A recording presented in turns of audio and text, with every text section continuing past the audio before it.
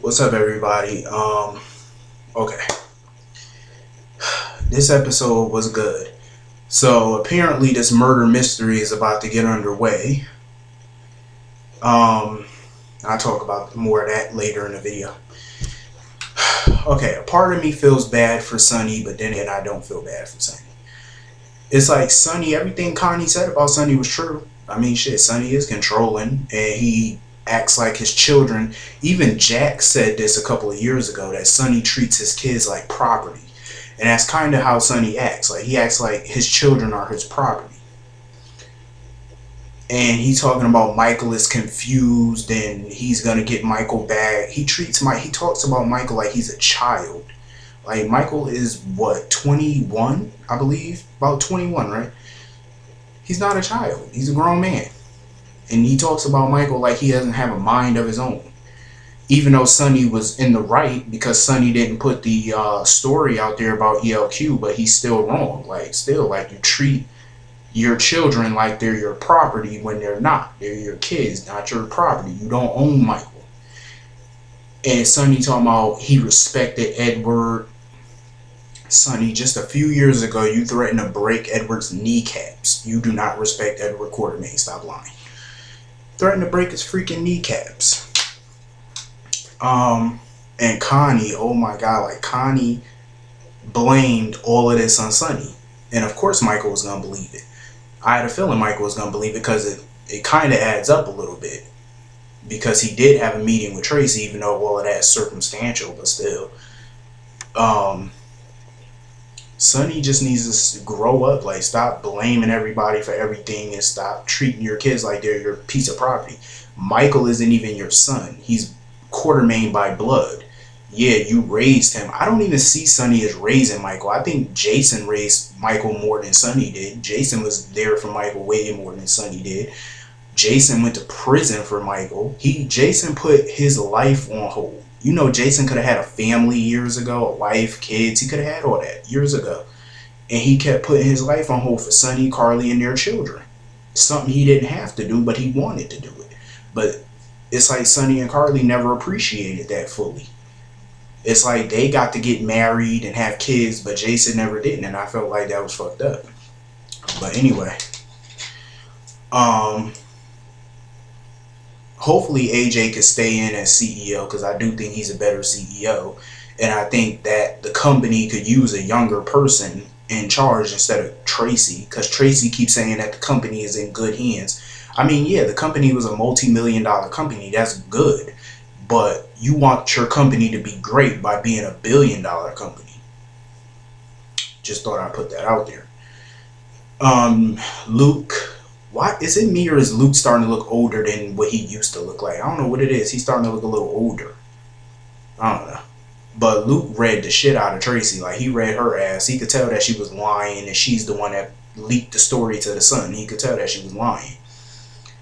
I'm like, Tracy, Luke knows you better than you know yourself. You can't lie to Luke. You can't con a con artist. That's just something that you can't do. Especially, Luke has been a con artist for 30 years. Trust me, you cannot con Luke. He's the king of cons. Tracy is a selfish little twit. And then got a nerve to call Carly, talking about Luke need to go talk to his gold digging niece. I was like, yeah, you got that shit right. Carly is a gold digger. But Tracy, like, seriously, she's just, like, so selfish. Like, she's worth millions of dollars. Like, Tracy's a very rich person. Why can't she just leave ELQ alone? Like, she's still a board member at ELQ, so why don't you just be a board member? You could still be an executive there, but why don't you just step aside as CEO and let somebody new take control? You could still be an executive and you could still be a board member, but you don't have to be in charge. Like, seriously, maybe you can be in charge of a certain department, maybe. Like, Tracy's just selfish. Don't care about nothing but herself. And that's all Tracy care about. Anyway, RAFE, KOVICH. How come everybody keep thinking that RAFE is more than Corinthos? RAFE is not more. It wouldn't make sense for the writers to bring RAFE in to turn around and he finally turns around and be Morgan Corinthos. That don't make sense. I think he would play. I think the kid who plays RAFE would be a great Morgan. because he does look like he could be Sonny's kid, you know, with the slick black hair, and you know, just he looked like he could be Morgan. But I doubt they would have brought Morgan in as another character, didn't reveal him as Morgan, because when he saw Molly, I'm pretty sure Molly would have known that he was Morgan. Molly and Morgan have spent years together, so I'm pretty sure she would have known if that was her cousin or not. So I highly doubt he's going to turn around and be Morgan. Honestly, I don't know when they're bringing the character of Morgan back. I heard it was supposed to be some point this year. I just don't know when. It was good to see Danny again. Jason and Sam's son. I have not seen that kid in a little while, so it was good to see him. Actually, last time I think I saw Danny was when they were at the diner together. I think that was the last time I seen him. But good kid. He's like a big old butterball. I swear, like that kid is getting bigger. Swear, he definitely got Jason's looks. I tell you that. They picked a good kid to be Jason's son. He got them little chipmunk cheek, you know, the cheeks, like his cheeks look like chipmunks. Like I swear, like that boy look like he be eating good. So Molly, the thing about Molly is just way too nice. I'm like, you do not talk to strangers, Molly. You do not know that Rafe kid from a pile of dirt. I would, trust me. No. Rafe, I already knew it was going to be something weird about that kid. And watching today's episode proved me right. Allison, a nut, just like Lucy Coe, a freaking nut job. Seriously, these people are nuts. She, of course, thinks John McBain is Caleb. I am so sick of this storyline. It's making my head spin. I mean, I can understand a murder mystery, but if her son is the one that stabbed her, why is this a murder mystery? I don't see this as a mystery. But it kind of begs the question. Maybe her son didn't stab her. I don't know. Maybe Rafe, I know what it looks like. It may look like he stabbed his mother. He did say he wanted to see what it's like to be without his mother. But I don't think Rafe did it. I think somebody else probably did it. Rafe got there, picked up the thing, and probably touched her blood. Like any probably, you know, because some people do that when they go to a crime scene. You know, they touch the murder weapon, they touch the blood, but they didn't actually commit the crime. Same thing happened on One Life to Live with Spencer Truman's murder mystery. Same thing happened with him. Rex Balsam was a suspect because he was holding the scissors in his hand, but he didn't actually commit the crime. Lindsay Rappaport did. But anyway, I don't think Rafe did it, because Rafe loved his mother and I doubt he would have killed her, but we shall find out. Of course, John McBain didn't do it, so I'm not too sure about who the hell did this. Maybe Rafe did do it, but I mean, until he's innocent, until proven guilty, he has yet to be proven guilty. What you saw today with him holding the knife or whatever the hell that thing was, circumstantial evidence. So until we get the proof, he's innocent in my eyes until proven guilty. Lucy Coe, I don't blame Kevin for leaving Lucy Coe. Like seriously, the bitch is crazy. Like you're talking about Livy. How you gonna tell that man what child he got? If he said he ain't got no daughter named Livy, he ain't got no daughter named Livy. How you gonna tell him what kid he got? Don't you think he would know his kids? And she talking about Caleb brainwashed everybody. I'm like, okay, Kevin lives in Paris. He's been living in Paris for years. He's only been back in Port Charles for a day. How the hell could John McBain or Caleb brainwash him that fast?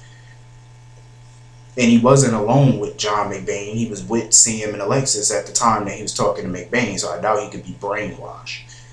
Just dumb. Like, seriously. Is this the best storyline they could give Lucy Coe? Like, she hasn't been on the show in years, and this is the best they can come up with her. Is re-emerging this vampire, resurrecting this vampire crap. That's the best y'all could write for her. And the same thing for John McBain. Like, this is the best they can write for him to make his transition into General Hospital. Like, coming up with some 10-year-old storyline, giving him a storyline from a show that's been canceled for 10 years, for a decade. That's nice. I think Sam, I mean, seriously, Sam needs a better storyline than this too. I mean, come on now. I agree with what somebody said in my comment board. Like, The best storyline right now that they could give Sam is finally closing the door on who's her father. Like, can we find out who her biological father is? I'm really believe 90% of me believes Alexis really does know who Sam's father is. She probably either is protecting her from the truth, or she was such a big slut back in the day. Who knows? But I'm telling you, something's telling me that Alexis knows who Sam's father is. That's just something is inkling that to me. Anyway, Dr. Britt, I swear to God, Patrick is so dumb. I was just about to write Patrick off on today's episode. How the fuck are you gonna believe Dr. Britt at first over your daughter? Like, seriously, you honestly think your daughter would lie to you about something like that? I know what it seems like, you know, she just lost her mother and, you know, maybe she could make something like that up. I know how it could look, but looks can damn sure be deceiving, I'll tell you that. And Dr. Britt had the nerve to sit there and say, oh, we were out on our first family outing. Bitch, you ain't a part of the Drake family, so shut up. Like, she's not even a part of the family. How you gonna sit there and say they were out on their first family outing? BS. They were not on no family outing. I'm like, this was like a date. This wasn't, I wouldn't consider her a family member. Like, seriously. And then she got the nerve to pile on all that work on Sabrina, making her, you know, do all that work and stuff like that. And then she gonna sit there and tell Sabrina that she gonna tell her the same thing that she told Emma, that Britt isn't going anywhere, and that then gonna call Emma a brat. As soon as she turned around, boom, there goes Patrick. So you already know Patrick is about to cut that bitch off. Thank God, finally. I guess they're serious about doing this Elizabeth AJ thing. I cannot believe AJ's having a heart attack. Like, that's crazy. Like, he's about to have a heart attack.